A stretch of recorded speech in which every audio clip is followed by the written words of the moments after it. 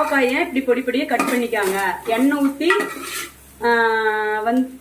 எண்ணெய் ஊற்றி உப்பு சர்க்கரை லைட்டாக போட்டு நல்லா வதக்கிக்கணும். இது துவையல், சப்பாத்தி, இட்லி, தோசை, களி, சாப்பாடு எல்லாத்துக்குமே சாப்பிடலாம். அது எப்படி செய்யறதுன்னு நான் சொல்கிறேன். இப்போ நல்லா இதை வதக்கணும். அடுத்தது சின்ன வெங்காயம், பெரிய வெங்காயம், பூண்டு, இஞ்சி இதெல்லாம் பொடி பண்ணி கட் பண்ணி வச்சுக்கணும். அப்புறமேட்டுக்கு இது வடகம், அடுத்தது தக்காளி, மிளகாத்தூள், கருவேப்பிலை, சாம்பார் பொடி இதெல்லாம் வச்சுக்கணும்.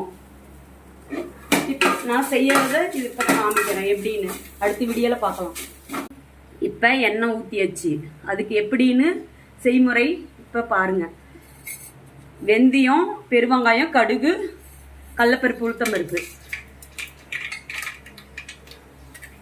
அடுத்தது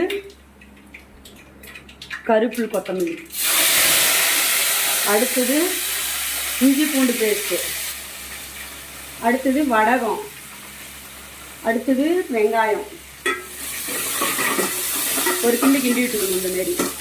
அடுத்தது வெங்காயம் போடணும், சின்ன வெங்காயம், பெரிய வெங்காயம். நல்லா வதக்கிட்டு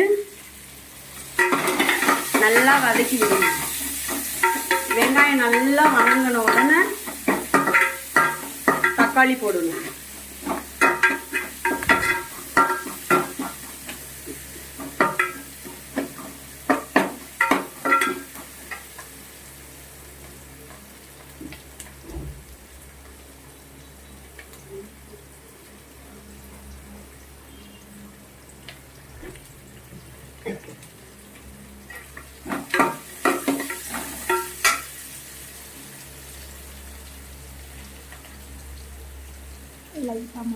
லைட்டா மஞ்சத்தூள்.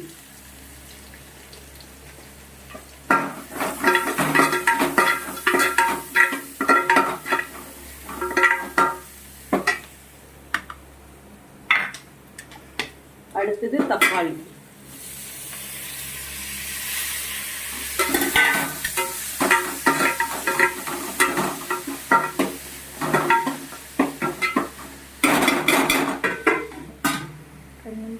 ரெண்டு நிமிஷம் கொஞ்சம் நல்லா தக்காளி வதங்கட்டும். மூடி வைக்கலாம். வீடியோ முடிவு